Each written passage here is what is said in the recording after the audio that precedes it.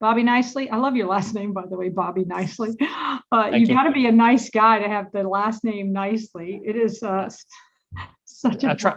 I try to live up to it. It's a lot to live up to. I try. that is a lot to live up to, but I have a feeling you are very nice, based on what I've heard about you. So welcome. Gosh, I'm looking forward to hearing just what's going on in your world right now. What are you and your leaders doing to navigate the current market? Well, the biggest thing is just being aware of what's going on, being educated, being involved. We just had some folks come back from the Lenders One conference in Orlando, and just being engaged with Lenders One, the Mortgage Collaborative, the MBA, all these organizations, and just being aware of what's going on in the industry and being educated, because there is a lot changing, as you know. One of our core values is agility. So we sort of pride ourselves on being able to maneuver in the market. And of course, the last 18 months or so has put that to the test. But the biggest thing is being engaged, being involved and learning as things change. Did the pandemic actually shift you from being local, and or have you transitioned to everyone being remote or giving flexibility? So, yes and no. I mean, some of our offices had to close and that sort of thing, like everybody, but we already had a lot of our corporate staff that work remote. Our underwriters and closers, for the most part, all work remote. Sure. Some other key executives work remote already. So we were kind of already prepared for that anyway. And so it wasn't a huge change for us. We were able to pretty much just business as usual for most of the pandemic, especially after that first couple weeks shock kind of wore off a little bit. So are you leaving the flexibility of working from home as part of the corporate culture now? Yes. Yeah. Yeah. I mean, the biggest, there's some folks, our post-closing staff and some of the funding staff that we like to have in the office. Getting the packages come in still and all that sort of thing to the corporate office, the closed loan packages and so forth. But in HR, we like to have them in the office in Roanoke. But other than that, yeah, flexibility, let them choose. So as I'm talking to executives around the country, I'm finding, culture is a big topic right now, and trying to either maintain a great culture or build an even better one is going to be a challenge with this new remote world. How are you driving your corporate culture with this new remote environment? Yeah, it's a challenge. We are having our first live event in October that we've had in a while. And I say live, I mean, we've of course had some in-person meetings, but with all of our sales folks in one spot at one time. First time since October 2019. So it'll be 2 years. So we are getting back together. We're doing branch visits, including myself and the other two owners. We've done 2 in the last 2 weeks and plan to do more. So part of that is getting back in person. We feel comfortable doing that. I know COVID's still a thing, but right now we feel like it's good to re-engage. We've done the Zoom calls. We did corporate appreciation in the month of June, where we had a lot of giveaways, a lot of fun things we did throughout the month, and it was all Zoom based, and especially since we have a lot of remote employees. But we feel like now it's time to really re-engage. So that's a big focus is getting back in front of people and not just relying on or becoming complacent with Zoom. Zoom's been a great tool. I think we've all used it. We've all gotten better at it.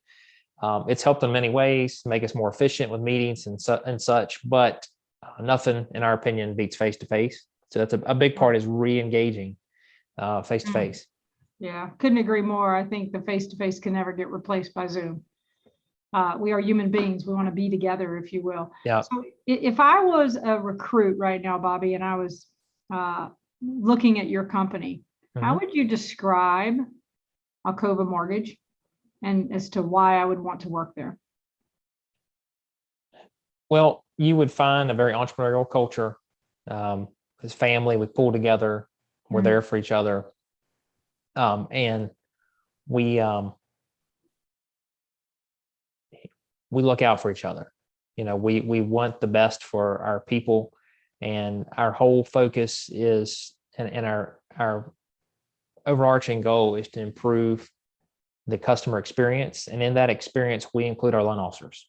or excuse me, in the definition of customer, we include our borrowers, obviously, our customers, our borrowers, our loan officers, and our referral partners. We include all three as our customers. So we focus on serving our loan officers. We're a very loan officer centric company and treat them as a customer because we realize they have choices and they have a talent, they have a skill set that is unique and it's very important.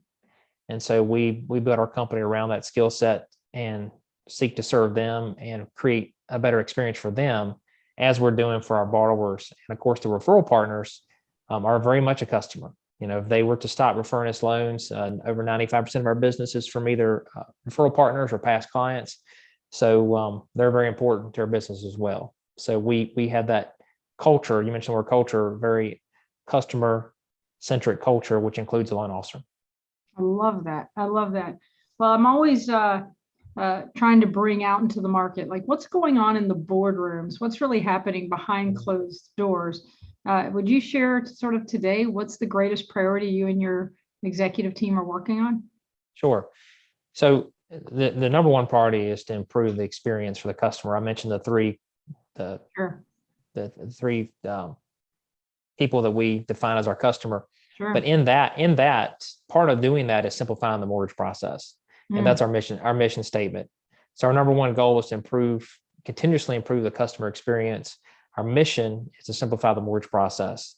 And I think with the fintech explosion that's happening and all of the dollars that are invested in fintech, we have to be mindful of what kind of experience our customers have and how simple is our process, and can continue to question everything about our loan process, and to look at the latest and greatest technology and tools, not to replace our loan officers, but to leverage their time and their talents so that they can use those tools to simplify the process, which should create a better experience if we're doing it correctly for the borrower. So that's our biggest focus right now, is how can we simplify this process so that we remain relevant, quite frankly, with Rocket and Better and fill in the blank, all these mortgage companies that are really trying to eliminate or at least reduce the need for a local loan officer. Sure. If you right now were hiring or I'm sorry, advising a loan officer in this market, what would you share with them that would help them get better? If a loan officer was looking in this market, I would ask the company what their long-term plans are and how they plan to incorporate technology into their loan process. And I would say to them that you're going to be a recruiter can tell you anything. They can make things look good.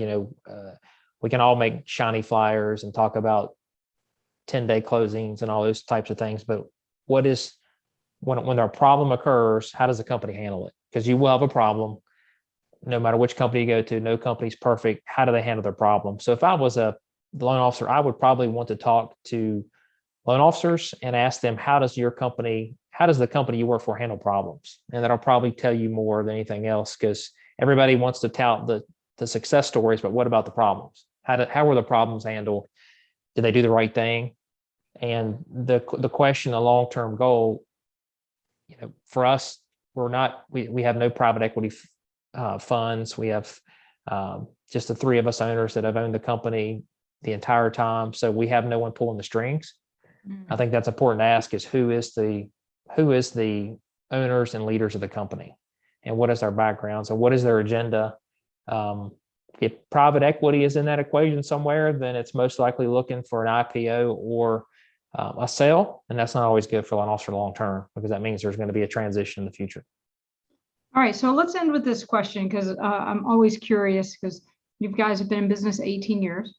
I'm going to guess you've made mistakes like I have, right? As owners, we fail forward, we learn from it, right? Yeah.